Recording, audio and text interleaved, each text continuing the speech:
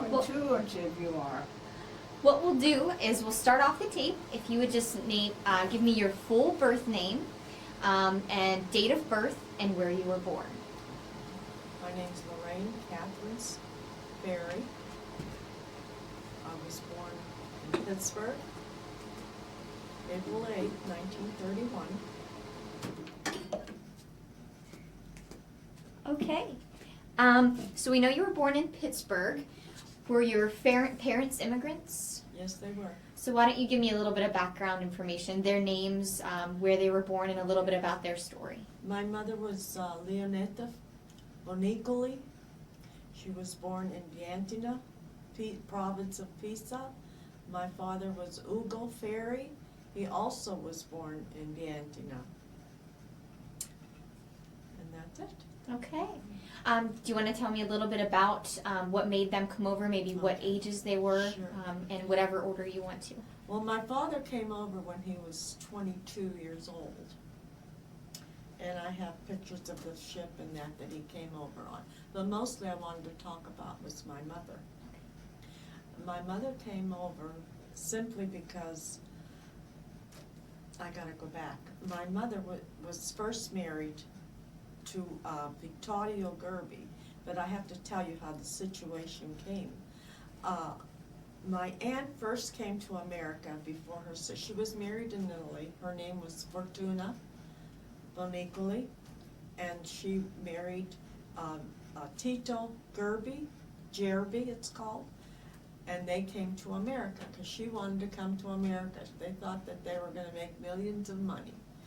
So once they were in America, his brother came with was over here or came with him, I don't know. His name was Vittorio Gerbi, and he wanted to marry my aunt's sister, Zia Marina, who lived in Italy, and he called for her to come to America.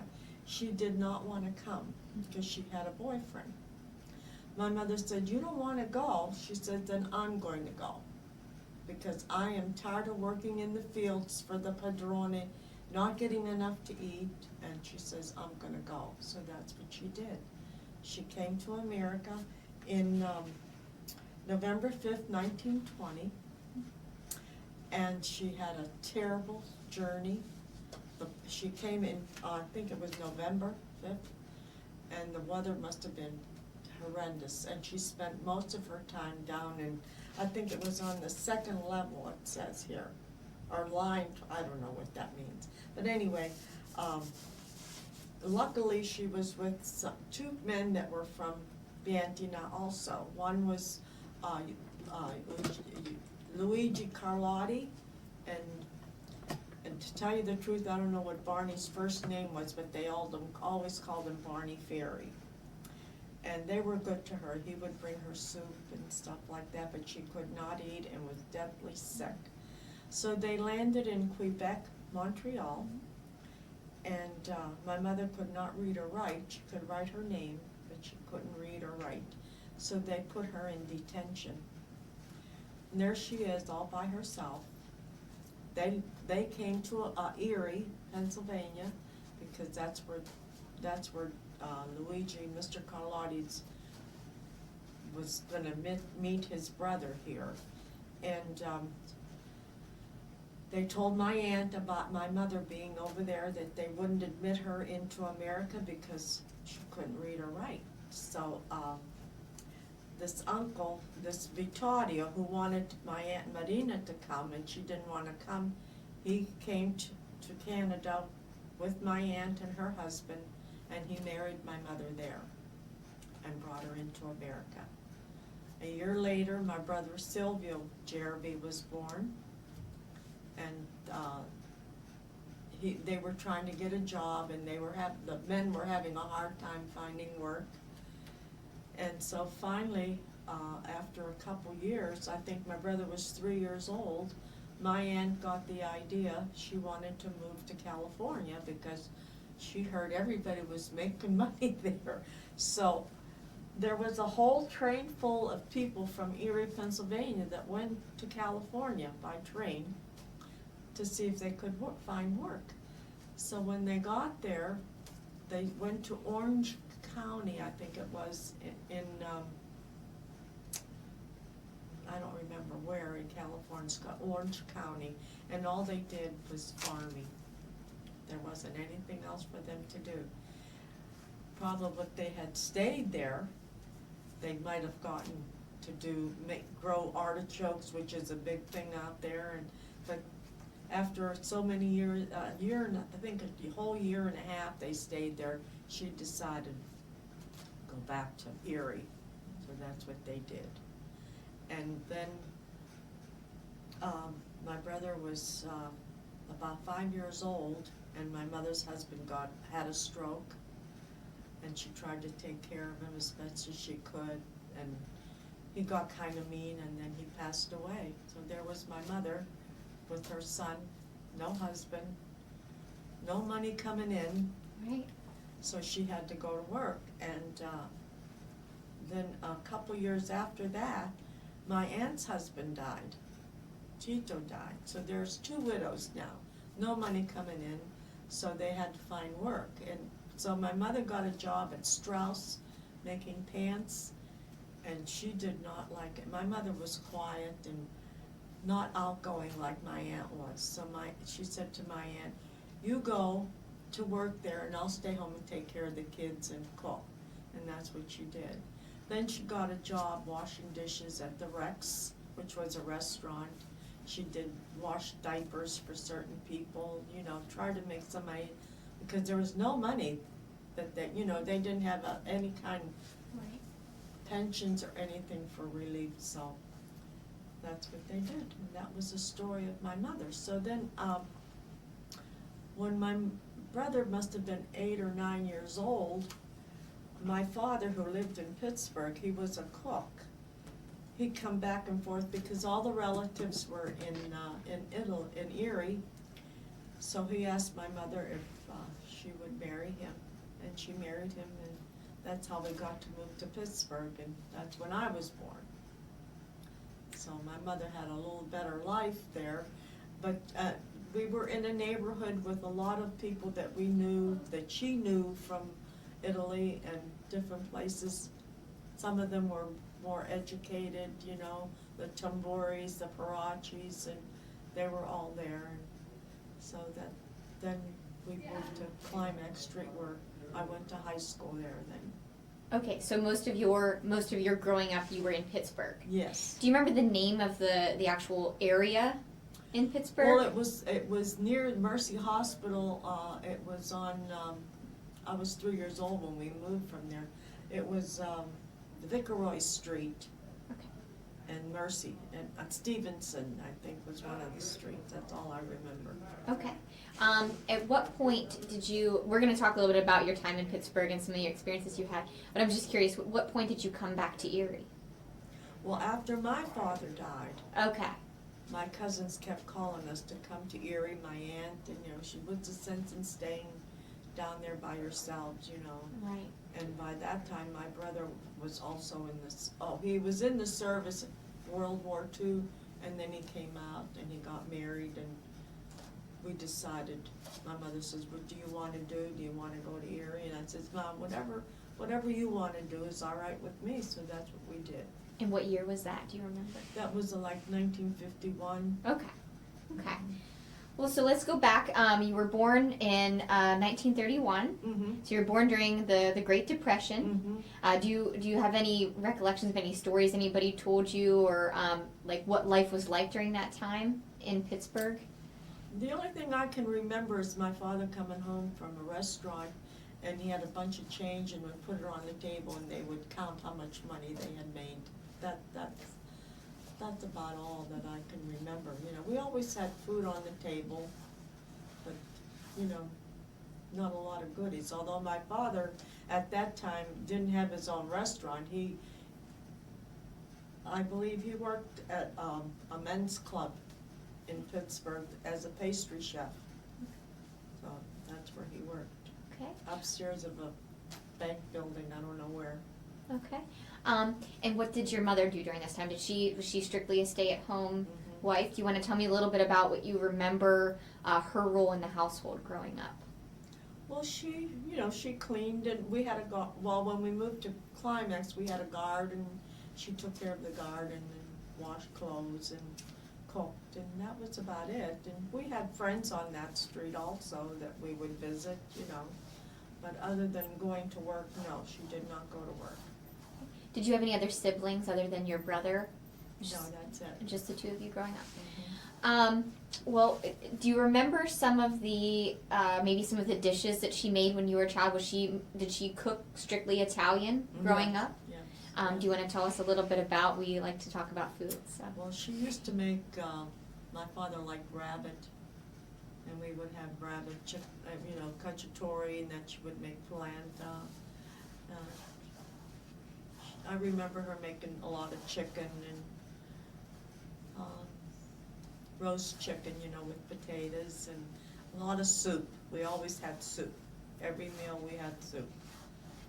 And, but I don't remember anything in specific, outside of that. Okay.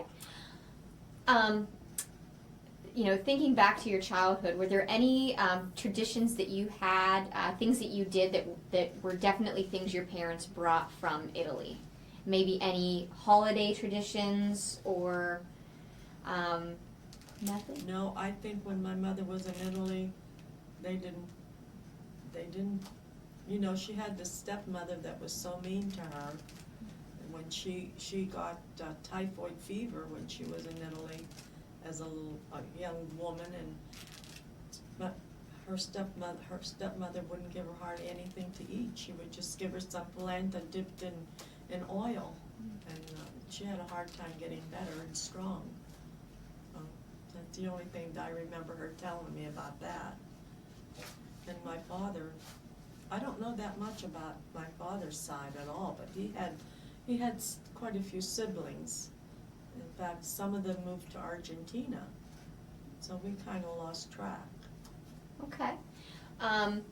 Did your parents continue speaking just in Italian, or did they learn English over time? My father spoke English, but in the house we spoke Italian.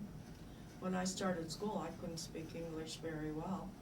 Well, tell me a little bit about that. What was it like starting school only speaking Italian? It just seems so long ago. When I went to kindergarten, and I didn't go to kindergarten, I went to first grade in Montooth, I was deathly afraid. And my next door neighbors were the Littles, and they were very nice. And I went to school with them, But other than that, I learned to speak English with them, because they were my neighbors. And we would go work on a farm, picking strawberries, picking cherries. We used to take the trolley and do that. I remember that. But other than that, you go to school, you just learn. I know whenever people, when we talk about the different school names around here, we can usually kind of put into perspective a little bit better the people they would have been mixing with. Were you mixing with a lot of Italian people mostly, or was it kind of a hodgepodge of people? It was kind of a hodgepodge, yeah. Naturally, I would go with friends of mine that were Italian? Some of them were Italian descent, but they didn't speak Italian like I did. And the girl across the street, I think they were German. But it didn't make any difference. You just played and did roller skating and stuff like that, I wasn't allowed to have a bike because it was too dangerous. We lived, it's hilly. Right. Pittsburgh, so no bike. Okay. So you don't feel like you experienced any prejudice when you were in school because of being Italian? No, I did not. No. I remember in high school, there were a lot of Italians that came from a different area, and it just seemed like when you knew you were Italian, it kind of bonded a little bit, but not anything. Yeah. That you got to know their family or anything like that. We had our own friends that we used to visit all the time. Right. So the community that you grew up in, the street, we mostly, like I said, we were focusing in on Erie, and we're able to, actually pick out what is called Little Italy in Erie. Mm-hmm. Did you have that same thing going on in Pittsburgh? Was there a Little Italy? Mm-hmm. And is that where the area you lived, or were you outside of that? Well, it was kind of like that, a little more sparse, you know, not like Little Italy is known, like from, what is it? I can't even think of it. 16th, 17th, and 18th, Yep. you know, Yep, those. from Chestnut to whatever street. Oh. Goes way over, because I know past Liberty there were still Italians Mhm. over there, you know. My husband knows all that because he grew up in Little Italy, In Erie. in Erie, Okay. yes. Okay. So the community you had, like on your street, was a lot of Italians? No, I would say there was like, I would say 4 families on our street Okay. that were Italian. Okay. So, you're going through high school. You would have graduated in 49, Mm-hmm. 1949. Tell me a little bit about your life at that point. When In you, 1949. yeah, when you were I getting was a ready, senior? yeah, when you were a senior, getting ready to graduate, what kinds of experiences were you having? I don't know. Were you in the area at that time? No, I was in Pittsburgh. Still in Pittsburgh? I graduated in Pittsburgh. I remember my cousin from Erie, Naomi Jerby, she came for my graduation, and my brother and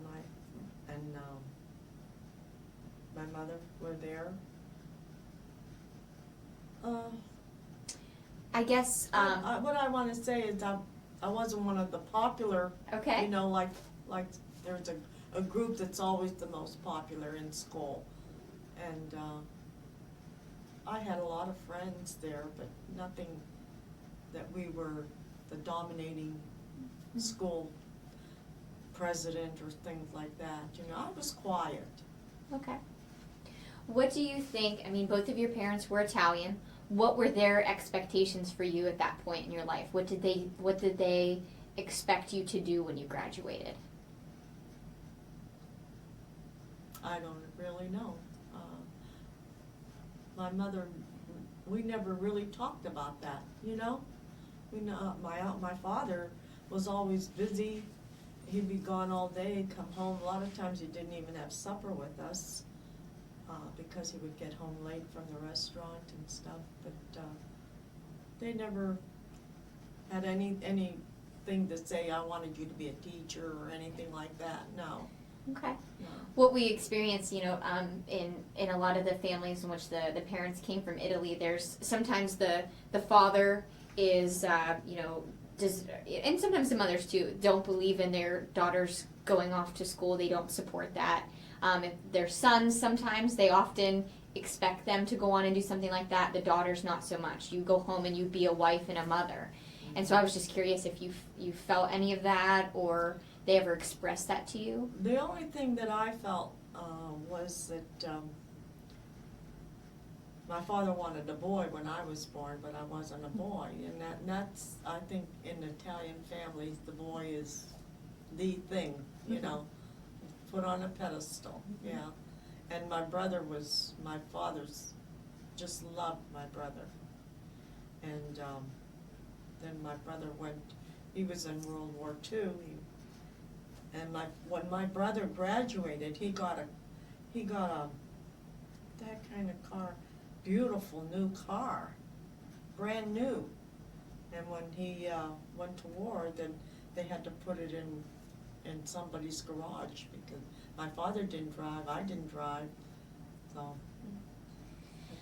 That makes me think of a few different questions. So if I'm bouncing around a little bit, I'm That's sorry. okay. Talk to me a little bit about your brother being in World War II. I mean, World War II, especially for the Italians, in a lot of families, was a very controversial thing. We're at war with Italy. There are a lot of feelings about that. What do you recall about maybe some of the conversations that they had, or what your brother actually he was enlisting himself to go? He wasn't. No, he was Drafted. What do they call it? Yeah. Drafted. Okay. Yeah. And how did that go over with everybody? How did he take that? How did your family take that? That was fine with my father, because when my father was in Italy, he was in the Italian army. But he did not believe in Mussolini at all. In fact, him and his brother used to argue, and my father was a little devil, and he took Mussolini's picture and put it on the toilet seat because he did not believe in him at all. So we were, concerned about him. He went overseas, but he ended up in Burma in India. But he was not in the fighting, he was not in the infantry, he was in the medical corps. But he was like a technician. But he was gone for 3 years, and when he came back, we were all overjoyed, naturally. But he wanted to get married, and that did not go over very good. And why is that? Well, my father wanted him to work for him in the restaurant, and he didn't want to do that, So, he's the one that should have gone to college. My brother was very bright. But he worked at Westinghouse for quite a few years as an electrician and, or whatever, some kind of electrical things. And when my father died, his wife was pregnant. The day of the funeral, the baby was born. So I don't even remember him being at the funeral that morning because he was with his wife, which. But I used to argue with them. But I mean, they said, I used to tell him, he's got his own life to live now. She waited for him, so. But my father was heartbroken. Okay. Thinking back to the time, during the war, did your parents have family still in Italy that they were communicating with? How, do you remember them hearing from each other, or, any concerns? We would hear a little bit from my aunt, and I remember we were sending clothes, packages over for them. But I'm sure my mother must have sent money also. But that was all that I can remember. Okay. I don't know if they were,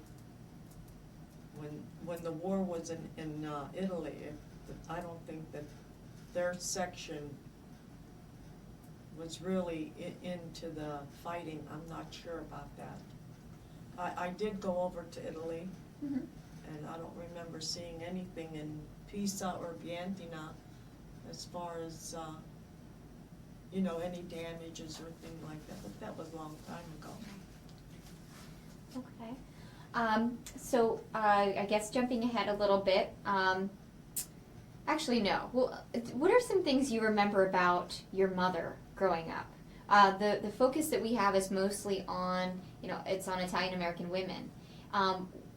What was and you talked a little bit about your mother being in charge of the household chores, the cooking, the cleaning, and things like that. We kind of have this vision of this very strong Italian woman, the one who, while the husband, seems to be the guy in charge, he seems to kind of lay down the law.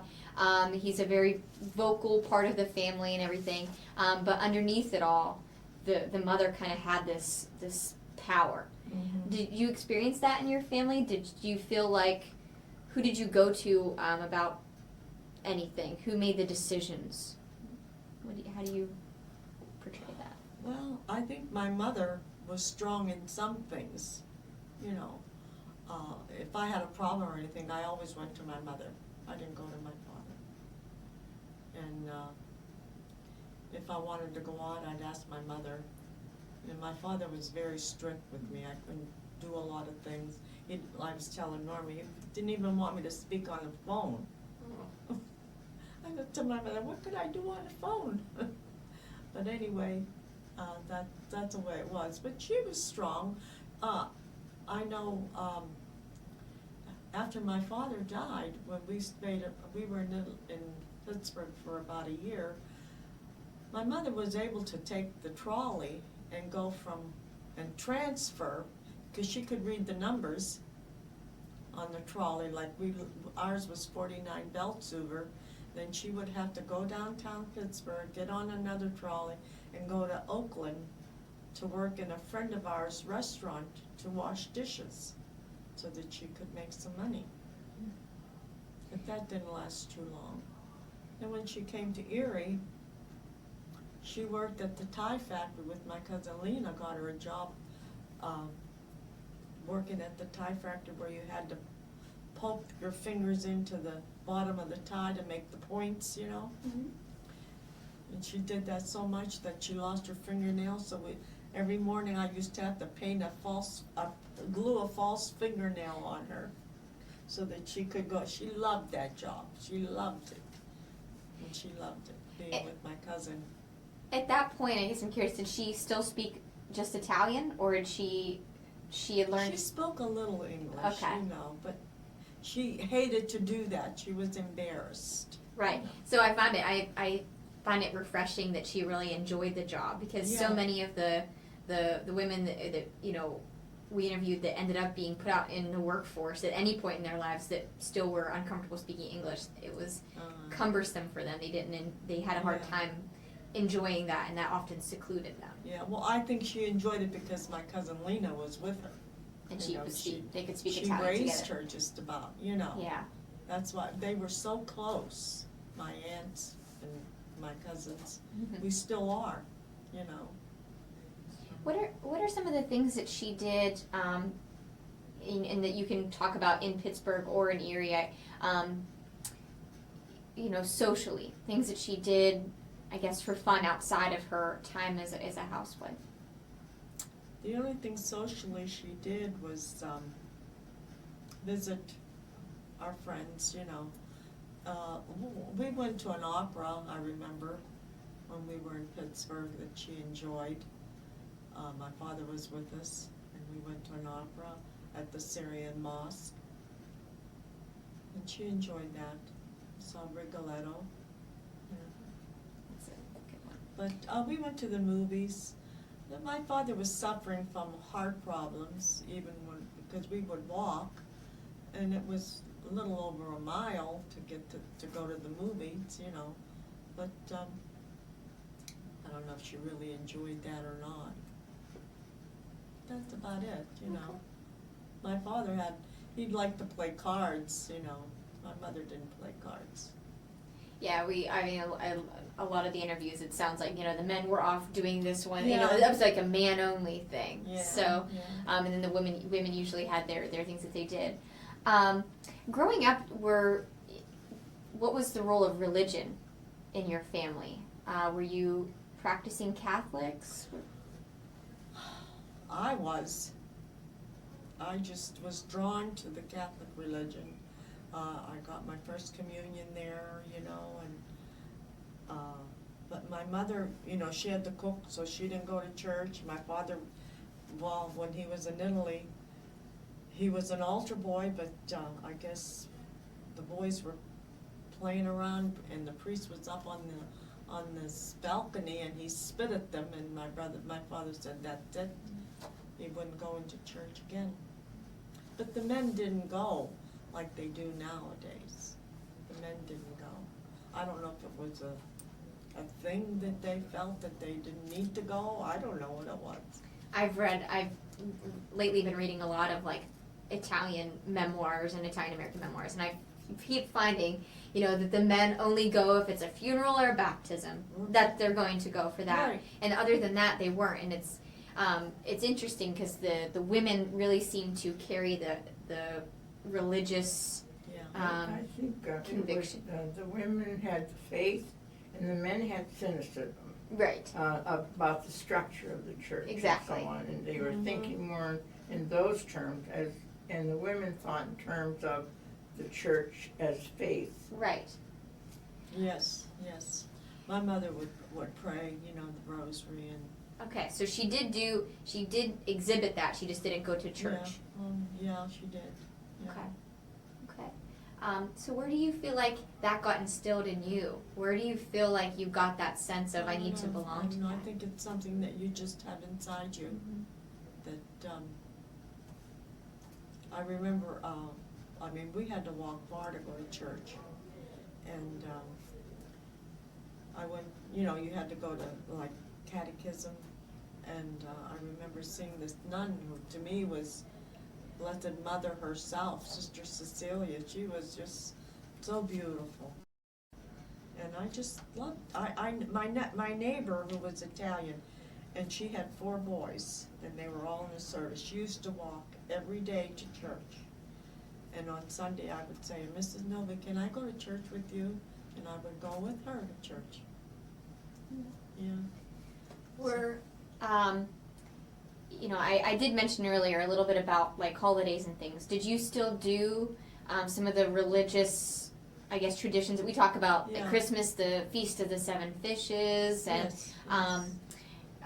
do you want to tell me a little bit about some of the things you definitely remember doing, even into your? Yeah, I remember we didn't have 7 fishes, but we did have fish.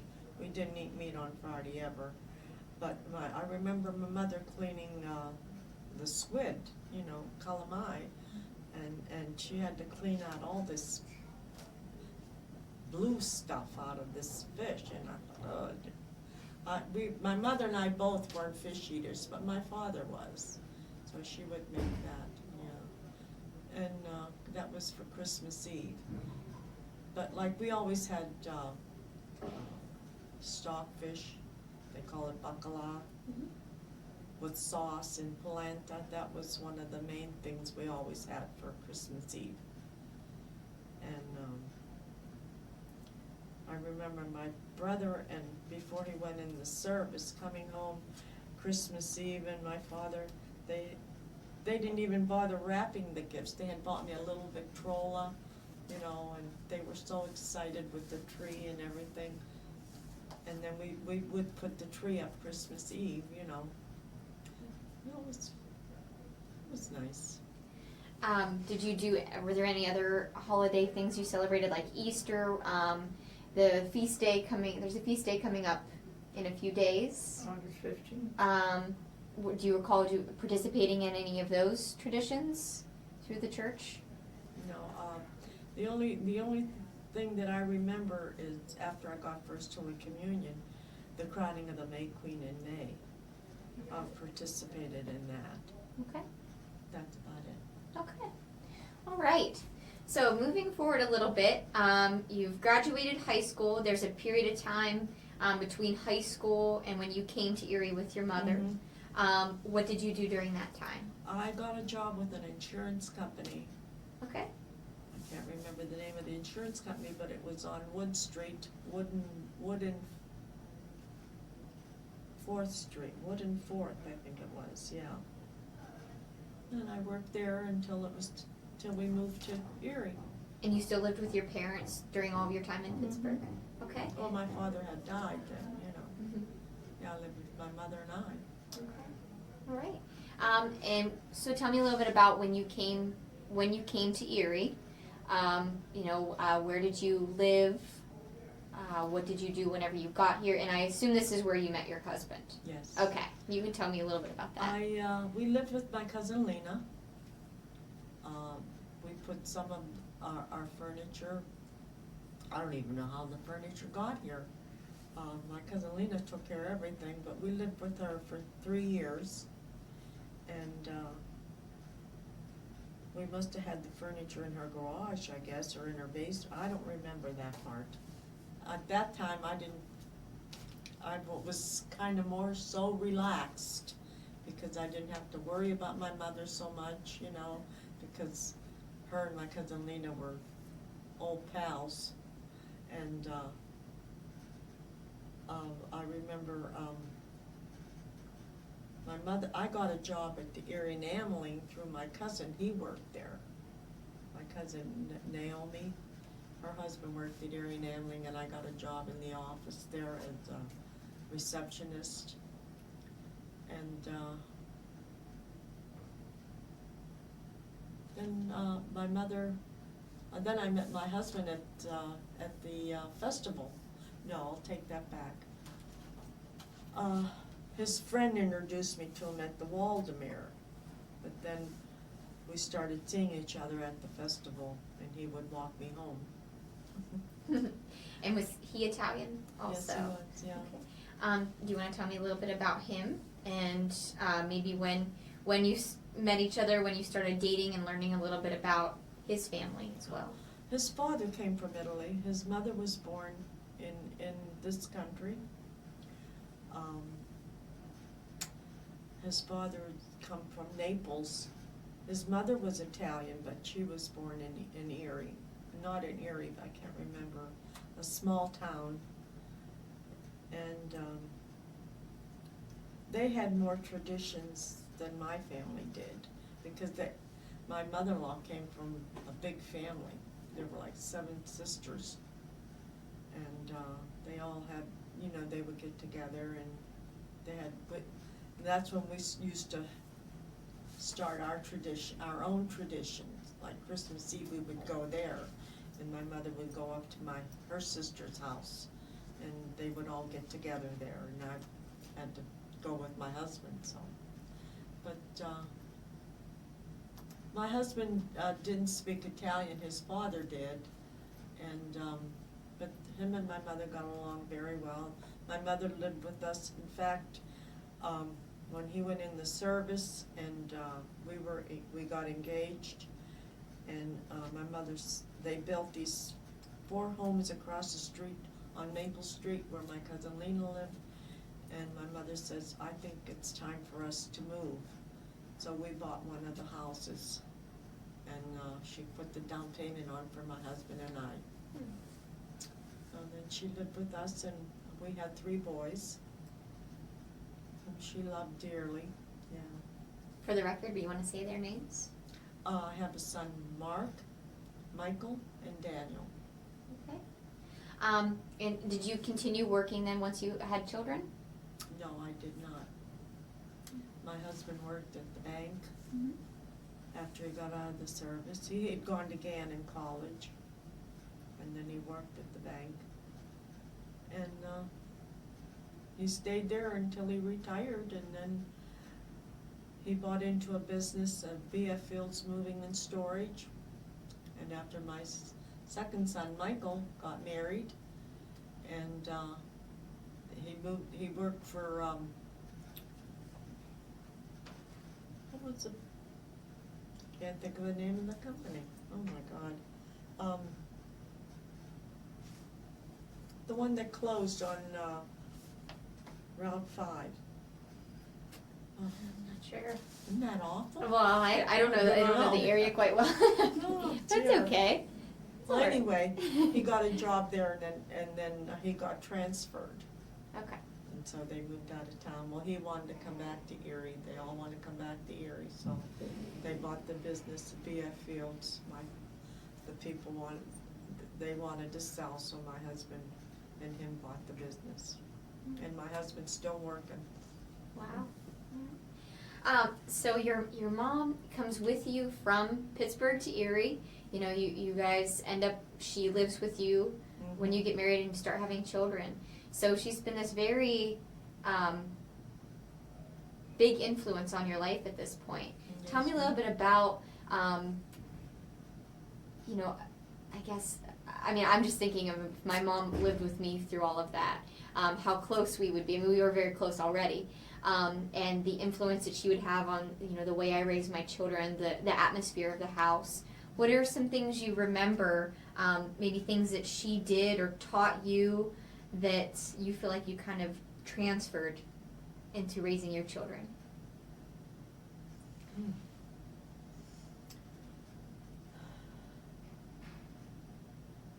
I'm trying to think of, well, first I had Mark, and then 5 years later I had Michael, and she would take care of the kids for me if I went shopping and stuff like that. She had a big influence on my kids, especially my son Mark and Michael, Daniel came 7 years later, and she was getting older, But she had a big influence on me as far as I would learn how to cook, and she taught me different things of what to do and what not to do, and washing clothes, they teach you how to do different things, and yeah, she was this was a good time of her life, I think, because she had the kids to keep the spirit up, you know, and then she was kind of not sickly, but and then I would have my aunts over, you know, my father's had a brother here, but he had died already, and my father died before his brother, who was older, and I used to have his wife and my other Aunt Fortuna over for dinner, and they used to, you know, reminisce about the old days in Italy and stuff like that. But I can't. No, it's okay. It's kind of. I just think of, I have this book on my bookshelf. It's called "Oh No, Where's Mom When I Need Her?" Because when I moved away to college, I moved, you know, about 3 hours away from my mom, and so it has like advice on cooking and like all these different things. So I'm Yeah. just thinking of what it'd be like to have her there. Was it ever difficult at times? Did you ever find where, you know, you wanted to approach something some way and she thought you should approach it one way? Did you ever have any kind of conflicts like that? Because you're both these strong Italian women who have, you know, she raised the children, obviously comes from a very strong background. Did you ever feel like? No, the only thing, my mother, like if we went out at night and she would babysit, she didn't want us to come home too late. I mean, There that was was still a always, curfew. don't get home too late, you know, always that, don't get home too late. Even when I was married, you know, I said, geez, you know, but that was always her thing, you know, you couldn't stay out late, you had to get back. But, no, we got along, we didn't argue, you know, and fight or have any confrontations, no. She was kinda easygoing. She, loved to visit my aunt a lot, you know, and I would take her up there, because after I got married, I learned how to drive, and I could drive her up to my aunt, who lived on Peach Street at the time. And then my aunt would come down to visit her daughter, and, then my cousin Lorraine, who came later in life, like me, she lived a door away from me, so we were a close-knit family on Maple Street, so the kids had a nice life together and with cousins and stuff like that. That's really nice. What are some of the things, you know, you mentioned she taught you how to cook, she taught you some of those like laundry type things. Are there still things specifically you remember her teaching you that you still do? Any, maybe? When I make sauce, I always think of my mother. I mean, it's gotta be just right, you know, and I said, well, I don't know what you mean by just right, you know. It's gotta be just right, but Ma, I don't know what you mean by just right. That's the only thing. But, you know, we always put up our own tomatoes and stuff, and we still do. My daughter-in-law loves it, and my grandchildren, we had more fun with them putting up tomatoes, and they would come and now they're all away at college, but they loved it. Especially Paul, he was used to tease me, hot pot coming, hot pot coming. It was fun. My daughter-in-law, she does scrapbooking, you know, with photographs. She's forever taking pictures. That's not my bag. And she did one on when we did the tomatoes, and it's really neat. The kids like it. Yeah, they're very fortunate they had, you know, that access to their heritage right with them growing up, and I'm sure that's had a really big impact on them. Yeah. Okay, so, you know, in a few minutes I'm going to open up to Norma. She always comes up with some really good questions. Are there any specific experiences about maybe raising your children and, you know, raising them, do you feel like you raise them Italian? You know, we have different, it's kind of interesting, different perspectives on that, especially in the households where an Italian woman married an Italian man. They really started to realize, looking back, like there were ways that we tried to raise them and values we tried to instill, and it feels like they were Italian. Do you feel that way? Yeah, I do. Yeah, I think there's things that they feel that it's the Italian way or something, yeah. What are some of those values, or? Trying to think of, right now offhand I can't. Do you think it's their work ethic? Oh, yeah, like, How did you instill? there was one thing that I always, when you work at a place, you don't take a pencil home that belongs to wherever you're working. You don't take a tablet home. You don't, that doesn't belong to you, you don't take. I always taught them that. And I think that was instilled from my mother and father. And, stuff like that, I think, what else? Well, a lot of, a lot of the families we come across, they really have a sense of, I guess loyalty is a good word for that they feel toward their family. It goes beyond just love, and it's just undying loyalty toward your family, Yeah. and that comes from it can come from so many different things. But Yeah. I mean, Like when they leave, they always kiss you goodbye, yeah. My kids and my grandchildren all do that. They say goodbye, they give you a kiss and see you later, Nani, or something, yeah. stuff like that. What are some of the traditions you talked about still planting tomatoes and making the sauce? Are there some, maybe some of them are religious based traditions that you do with your family still? Do you do Sunday dinners? Do you do? Oh, yeah. Not as often as we used to because the kids are kind of spread out, but we still have family dinners, or birthday dinners and, stuff like that, and picnics, Some of the kids are born in June, some are born, we have picnics for their birthday. We do that. And naturally, Christmas, we always have Christmas Eve, and my son will have Christmas Day, and so that's what we do. Okay.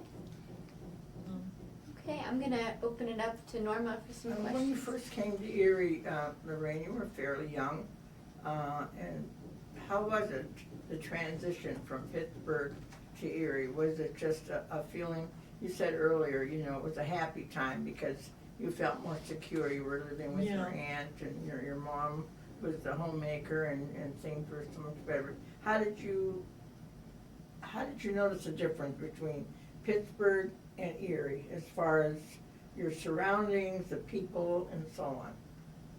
Well, How did you realize, well, this is really Little Italy?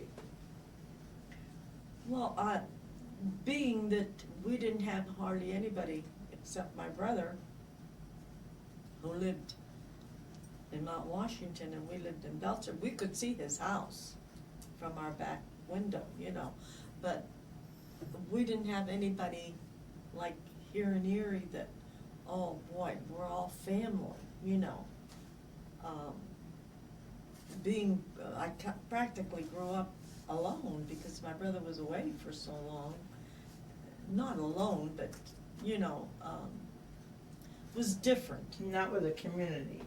because there were, It wasn't more community like it was. No, it wasn't the community Mhm. because, we had neighbors that we used to visit and, but it wasn't the same as family, being with my aunt and, I know that you have a close-knit group of friends, and most of them are Italian. Mhm. How do you feel that melded? In other words, what kind of drew you together? I know one is your cousin, but how do you feel about that particular group? Was it almost like brothers and sisters? And what gives you that common feeling of togetherness? Do you think it's your Italianness? Well, I think it is because like Mr. Carlotti, he came over with my mother on the same boat. Now, his son was close friends with my cousin Lorraine, and they were close with my Aunt Fortuna, and the three of us, we've been so close because, probably because of our parents too, and my aunt. But my other friends, I don't know, it's just something that, I have friends that aren't Italian, but still, it just seems like when you're with Italian friends, you just seem to get along better. I don't know why that is. You just, there's something about that, I don't know what it is. Now, like Ann and Gino and my cousin Lorraine and Ben, I mean, we go out every Friday. We've done that for I don't know how many years now, so. And our kids are close too, you know? In fact, we used to have now that we're older, some of them, like my cousin Lorraine can't do a whole lot, but we always had picnics and we always took turns. Who would have Memorial Day, who would have 4th of July, and who would have Labor Day. So, it just was that the way it was, and the kids were gonna do it, and my son Mark had it once, and then Ricky had it once, and it just seemed like it kinda, they don't always do it, you know? How do you think we're going to perpetuate this among our children, or how do you think, what does the future hold for Italian culture in the United States, do you think, or in Erie? Well, I think the Italian culture is still growing. I mean, look at all the wonderful artists we've had and musicians and all that. I think it's still growing. How do you think we can make sure that it goes on in our immediate background after we're gone? Is it like what you're trying to do with your children, like I try to do with my children? What specific thing do you think that we kind of instill in them that makes them want to say, my parents were Italian or my grandparents were Italian, and I want to keep that going?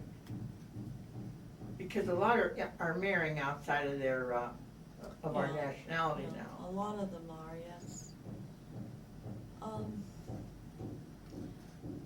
don't know, my son Mark, I know, he would keep it going because he married an Italian. Now my son Michael, a little different, and my son Daniel's a little different, so I'm hoping that some of the things that I've instilled in them, that they keep it going, and you just hope for the best, I guess. I don't know what else you could do.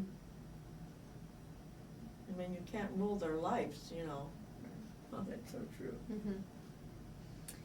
You know, I thought of this question a while ago, and I never remembered to ask it. And it's kind of silly, It's but okay. I'm a big Golden Girls fan. I don't know if you ever watched the Golden Girls. Yeah. Mhm. Oh, I love the Golden Girls.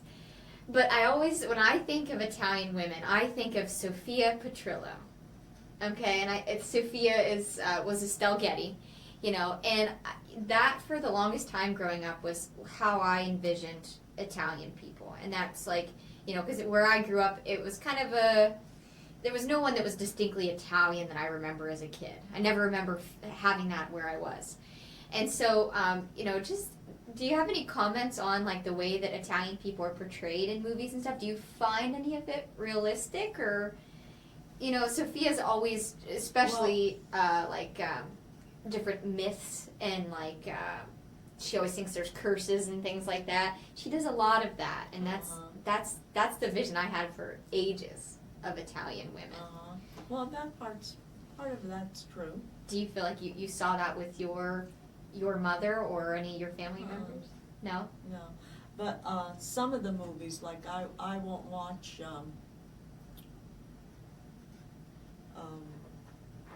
The Godfather. Mm-hmm.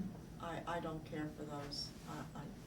I just can't stand. I saw the first one at a movie store, and that's it. I won't watch any of the others because that to me was part of a certain type of Italian that are used to that violence, Yeah. and I don't think Italian people are like that at all. Did you see any of that kind of stuff growing up in Pittsburgh or even in Erie? No, I saw that among the Jews. Mm-hmm. There was a Jewish man when we lived on Viceroy Street that was killed right in front of his store. But I think that certain nationalities, you know, they have bad people all over. You can't just pinpoint certain nationalities. I mean, look what the German people did. So how can you say that Italians were more in the mobs than the Jewish people? That's not true. That's not true at all. But those kind of movies bother me. I don't go see those movies. And when they're on TV, I don't watch them. Now, my son loves them. I don't watch them. Well, they're a part of our, I think, in the 50s was the Oh, sure. high mark of mafia-type crime. Yeah. From the 30s through the 50s. I think mean, but it somehow died down. But as far as Sophia is concerned, there are a lot of Italian women who are quick-witted, oh yeah, have words of wisdom, Yeah. retorts, yeah. strength in a sense. As tiny as she was, Oh. she had Yes. strength.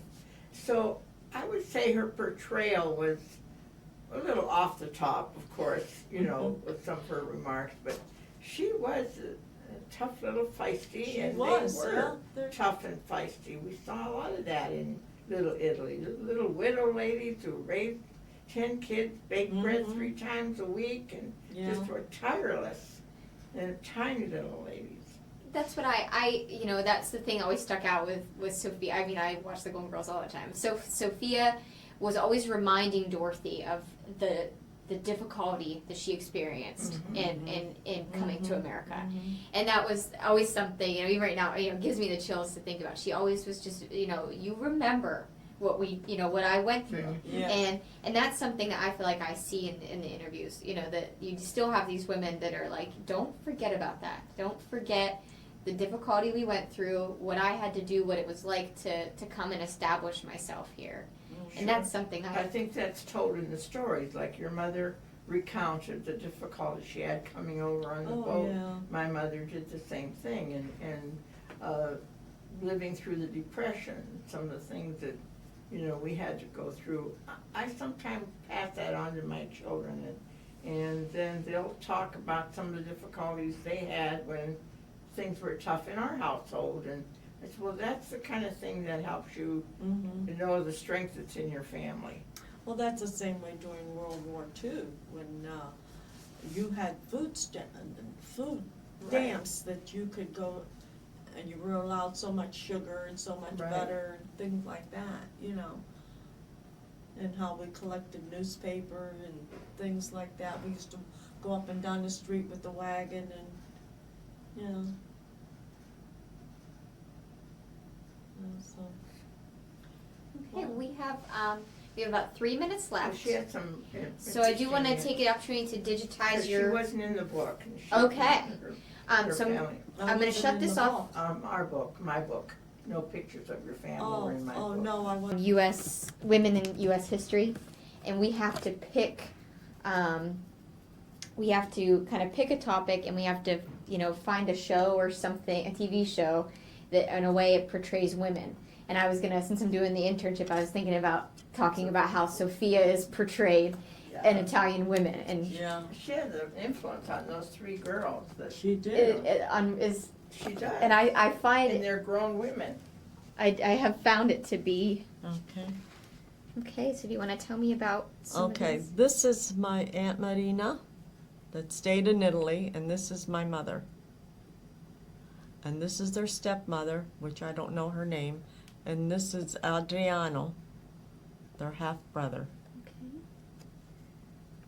Yep, you can just Okay. look through as you're And this comfortable. one is my mother, her sister Fortuna, my mother's sister-in-law Derzumina, and this lady came from Italy, and I don't remember her name. Fortuna. I feel like I've heard of Fortunata, Fortuna. Fortuna. and Fortuna I've not. And this was our house in Pittsburgh, and this was my mother, my father, and this was Rosina Jerby. She's a relative of my mother's first husband. And Aldo, this is me. This is Dolores Puccinelli. And this is my father in Puccinelli's yard. And this was a get-together that we all got together. And that's me, and my mother, and my father, my brother, and my cousin Rosina. And that's, can't think of her name. This is Guido Gerbi and Beppe Puccinelli. He did all the garden. In Erie? Huh? No, this is in Pittsburgh. Pittsburgh. This is in Pittsburgh too. This is my cousin Lena and her sister Naomi. They have, They like, had twins. really It's big young influence. girls. Are they twins? No, they're They not look- twins. They look very. And my cousin Lena made all their clothes. How old are they now? She's going to be 96 on Friday, and she is 94. And this is my husband's family before they had 3 other boys. My father-in-law Carmen, my mother-in-law Adeline, and this is my sister-in-law Madeline and my husband. Hmm. And this is my cousin Lena. Beautiful. Isn't that beautiful? Mhm. I love it. It got wet somehow. We had a flood in the basement. And that's it.